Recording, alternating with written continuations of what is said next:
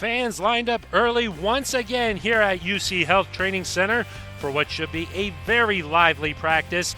Day 4 of Broncos camp, and it's time to put on the pads and get a taste of a little bit of real football. Hello and good morning. Thank you for joining us for Broncos Camp Live, powered by Ford. I'm Phil Milani alongside Matt Boyer, and happy to be joined by Tyler Columbus, of course, a former Broncos offensive lineman turned radio extraordinaire on Orange and Blue 760. Tyler, thanks for joining us. Hey, it's great to be with you guys. What have you seen from the Broncos so far through 3 days? You know, I'm pretty impressed, if I'm being honest with you. I think it's been crisp. It's been clean. My favorite part about it is you're not seeing any repeats of the drills, which means that the mental errors have been held to a minimum because you know a coach is panicking when he says start it over, right? I haven't seen any started overs, so that's a good thing. So far it's been crisp. Excited to see what happens now that we got the pads on. Well, one thing that we got a little bit of a scare yesterday. It was the first time they were wearing just shells, but we saw Garrett Bowles. He had to leave practice. He was evaluated for a head injury, and guess what? He's back out there right now. Yeah, good to have him back. You know, whenever you see a guy get carted off the field, you get awfully concerned because, you know, that's usually a bad sign, right? But he bounced back, and he's back out there on the field, which is great. Garrett's a huge part of what we're going to do this year. I've said it multiple times. I think the offense will go as Garrett Bowles and as Case Keenum go. So Case Keenum plays well. I think we'll play well. Garrett Bowles plays well. I think we'll play well on the offense. So he's a huge part of what we do. Yeah, depth could be a little bit of a concern, especially at that left tackle spot. Matt, we also saw a little bit of an injury scare with Brandon Marshall yesterday too. Yeah, Brandon Marshall came into camp saying how great he felt, the best shape of his life, and to see a guy like that go down with an injury, you know, the first couple days of camp, heartbreaking. But good to see him back out there. Inside linebacker is one of those positions too where he is the unquestioned leader of that group, the longest tenured guy in that room for the Broncos. And, you know, when you think about the unquestioned leaders at position, it's positions like inside linebacker, like quarterback. I think he's going to play a pivotal role, and his health is going to be a big factor for the Broncos this season. Yeah, Brandon Marshall, a little bit of a wrist ding up, but should be okay. He lost a lot of weight this offseason. That's because he's going to have to guard a lot of tight ends coming out of there, running backs coming out of there. And wanted to talk a little bit about the Broncos running backs. Tyler, not really any proven guys in there, starting with Devontae Booker. Oh, it's got to be the youngest group in the entire NFL, and honestly, it's crazy that we don't have a single veteran on this team. I don't really consider Devontae Booker a veteran, even though he's been here for a couple of years. You know, it'll be very intriguing to see how that battle goes down, how they rotate them, how many opportunities Royce gets versus Devontae Booker, and really by the time week 1 rolls around, what would Royce Freeman have to do to take that job, or what would Devontae Booker have to do to keep that job? It's one of the best battles of all training camp, and really excited to see it unfold. Yeah, Devontae Booker, 299 yards, 1 touchdown a year ago. A guy he's going to be battling with is D'Angelo Henderson. Well, Tyler just mentioned the playing field is so level, and I think that extra year of experience that Hop Henderson got last year is going to be key. I know people have talked about Phillip Lindsay as third and down back, a lot of hype around him. But D'Angelo Henderson well, he's a buff. It's real. I know, exactly. yeah, I know. I like it, Tyler. I'm sitting between two buffs. Exactly. Yeah, I like it. Anyways, I think that he's done a great job proving himself, especially in the passing game. He's caught a couple of nice passes over the shoulder from Case Keenum during those 7-on-7 drills. So I think that I think that he's going to be in a nice spot when it comes to kind of holding his own against guys like Booker. He flashed during this time last year. Didn't really get a lot of opportunities during the regular season. We'll see what he'll be able to do this preseason, maybe earn a little bit more playing time this time around. But yesterday, he had a chance to talk about the mentality in that running back room.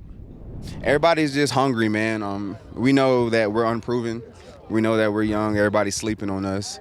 Coach does a good job of letting us know that too. But at the same time, man, we're just hungry. We just want to prove everybody wrong. We want to showcase what we got. But we got a lot of talented guys in the room. They look good. I mean, they all look good. Number 2, he's a shifty little back, but he can definitely make people miss. D'Angelo looks good like he did last year. So, I mean, our backs are looking really tremendous. You know, Book, you know, he's Book. He's going to make plays. He's going to make people miss. He's going to jump over people. That's what he does. And I'm excited for the running back group. Nice to have Tyler Columbus join us, and now you're checking out some kids blocking with some offensive linemen. Those are full-size adults, Phil. Yeah, those are full-size adults. The offensive line is huge this year. They're getting a little bit of extra help. We were talking about the lack of depth there. Nice to see a little bit of extra help coming out from the stands. Good to have Tyler Columbus out there. Heard from Todd Davis at the end of that soundbite right there. Todd Davis signed a big contract this offseason. What are you expecting from Todd Davis this year? Well, like we mentioned about Marshall earlier, I think Todd is going to play a big role as well. I think, like you mentioned, signed the new deal, very happy. I think he feels established in that extra comfort level that he's going to have coming in, an extra comfort level with Marshall, them playing together last year. I think that's going to be key as far as gelling as a defensive unit. We talked about the depth at the offensive line. We bring on Andrew Mason. Speaking of gelling, what do you think about Mace, the depth at inside linebacker position? It's one of the stronger positions potentially in terms of depth once you get Josie Jewell out there. Right now a little bit lacking without him. You really want to see what he can do, but you have Zaire Anderson, who's got a lot of experience there over the last couple of years. You've got Gerald Garcia Williams, Joe Jones, who were on the roster last year.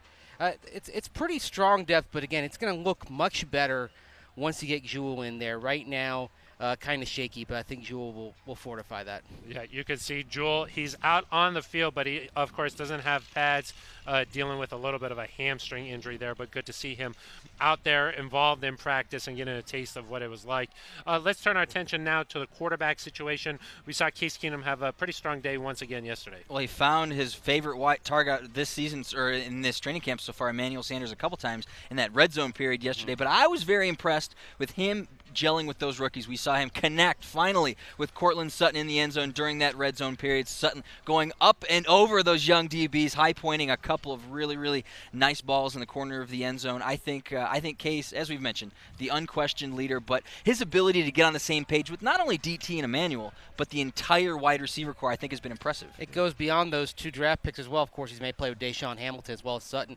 River Craycraft had a grab from Keenum toward the end of practice. It was a really tough catch. It was his crossing route at the goal line. Justin Simmons draped all over him, tight coverage, and Craycraft still made the play. But you like seeing that timing with Case Keenum and all his receivers, and also it kind of shows off the depth of this unit. It shows that there are going to be some tough cuts probably coming in a month. First time seeing Case Keenum full uniform with all the pads out there. Pretty cool scene for the fans who are out here today. And we heard from Chad Kelly yesterday. He's the unknown. We call him, he's walking around with that swagger, Swag Kelly. What do you think about what he said yesterday, Mace? I have to say, I wasn't there. Finally, I was talking to other people. You're on the radio. I was on the radio at the time. I missed the press conference. Well, interesting, because he was talking a lot about, hey, do you think I could come in and beat out a guy like Paxton Lynch? Yeah, and what was very impressive about Chad was that confidence, that swagger. You just alluded to it. But I think that he's feeling very, very confident as we go into training camp, even though he believes this is really his first one. finally getting out here for training camp. I mean, it's been 2 years since I went through a training camp, so I'm excited just to get my feet under myself and really condition myself to play a full game. This game is a physical game. It's mental in the aspect you got to study. You got to know exactly where everybody's going to be. You got to know the protections. You got to know how deep the routes are. You got to know the timing. And not only that, you have to go out and play too. You got to complete the ball. So at the end of the day, you know, last year was awesome to see from a sideline perspective. But until you go out there and really do it in the game and throw some touchdowns and get hit, I mean, it's all going to come together once you put it all in line. Interesting. Chad Kelly saying it's his first training camp. Well, you're looking at his college stats right here, and he really was able to put up a lot of yardage at Ole Miss. 4,000 yards 2 years ago, and then 2,000, or I guess that was 3 years ago now, 2015. 31 touchdowns, 13 interceptions. So you know that he's clearly capable of putting up big numbers. Not a lot of guys get to say they were able to take down Nick Saban in college, and Chad's one of the guys that can brag that he did it. Well, our thanks to Andrew Mason. Now we're switching out the hot seat. Speaking there, of swag, bringing in right? Steve Atwater. What's up, fellas? What's going on? It's a beautiful day. Steve, let's talk a little bit about the secondary of the Broncos.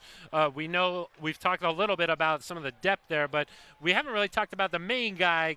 That's Chris Harris Jr. Yeah, Chris Harris going into his eighth year. They gave him a little bit of a bonus, in the offseason, just as, a way of saying thank you for being such a good leader and for all the productivity that he's had over the last several years. And Chris has really taken that to heart and, stepped up his leadership of this group. And, it's really great to have a guy that's been with the same team for 8 years now. It's so amazing that people can forget about him. Yeah. It is so incredible that that guy, the level that he's played at his entire career, people forget about him. But to his credit, this training camp, he's looked incredible. Going up against Demarius Thomas. Whenever DT lines up, Chris is like, nope, it's mine. I want to go against DT. He always wants to play against the best. And he said that the other day. He said, this season, wherever the number one wideout is, that's where you're going to find me. You like to see that confidence, right, Steve? I like to see that. That's a heck of a burden to put on your back because you got some great number ones and some teams who have ones and twos who are just as good. So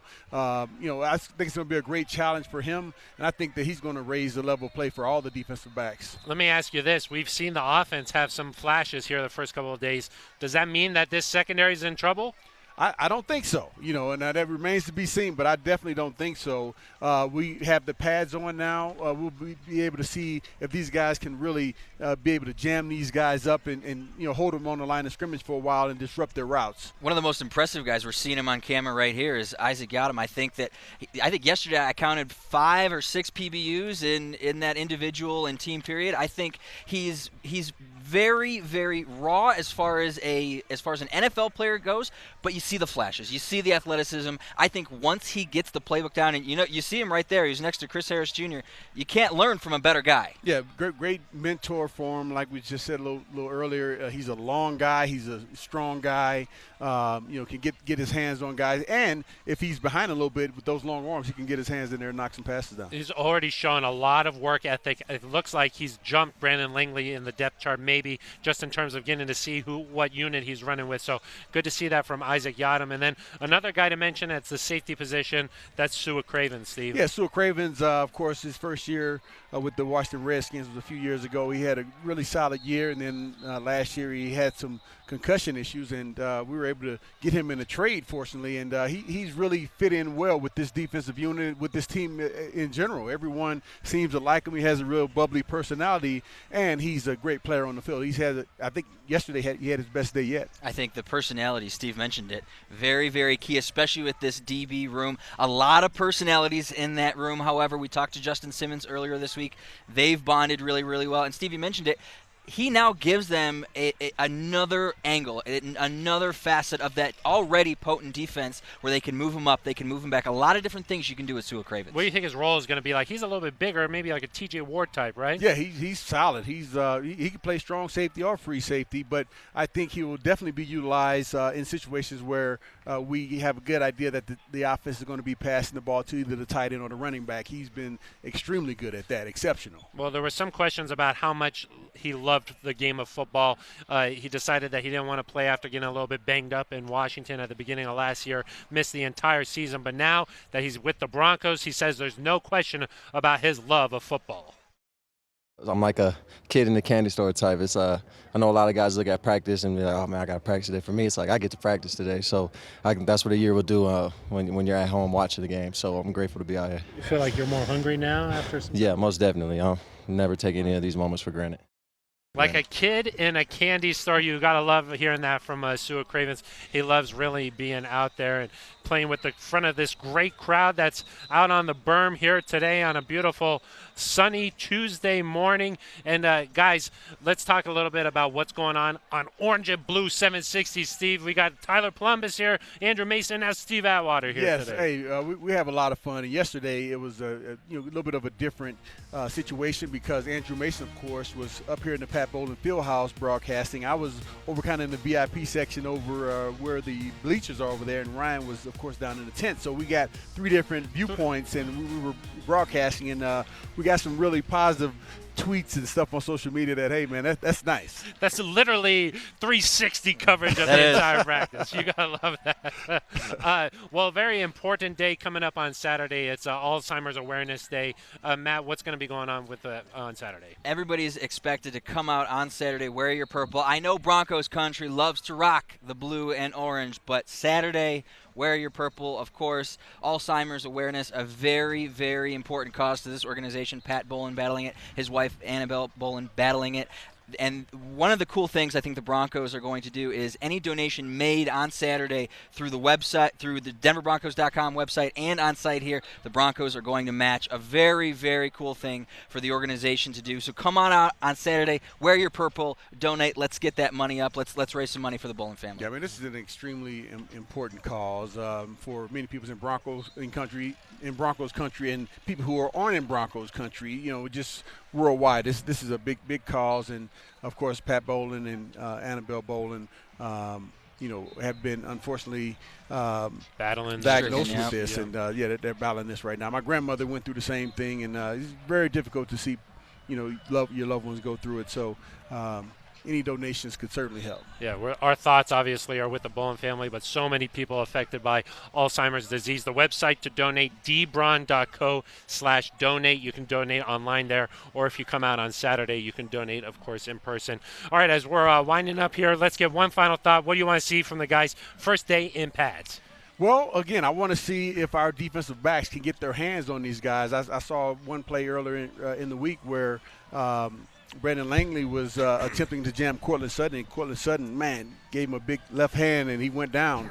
But he's, so I'm looking to see if our DBs can get their hands on the receivers. I want to see those two guys right there going at it in the one-on-one drills. Von Miller, Bradley Chubb. I think that them going against our offensive line today is going to be a thing to see. We've heard about Chubb, the speed off the line. I want to see him in full pads. I want to see what he can do against some of these veteran guys like a Valdir and like a Paradis. I want to see those one-on-one battles today. Who you betting on? I'm betting on the offensive lineman. No, Von Miller. I'm betting on the offensive line. It's a new offensive line. It's a new look offensive line. I'm giving them some credit. I know I'm sitting next to a defensive guy. Baby. I know. Steve, I know where your heart is. I got a rep for the offense sitting next to Steve here. One of the best lines I've heard so far during camp, Jared Valdir said, trying to get in front of Von Miller is kind of like one of those par threes where the green is really small and you're just trying to drop it right in there. You don't know what's going to happen. That was one of the best lines I've heard so far during camp.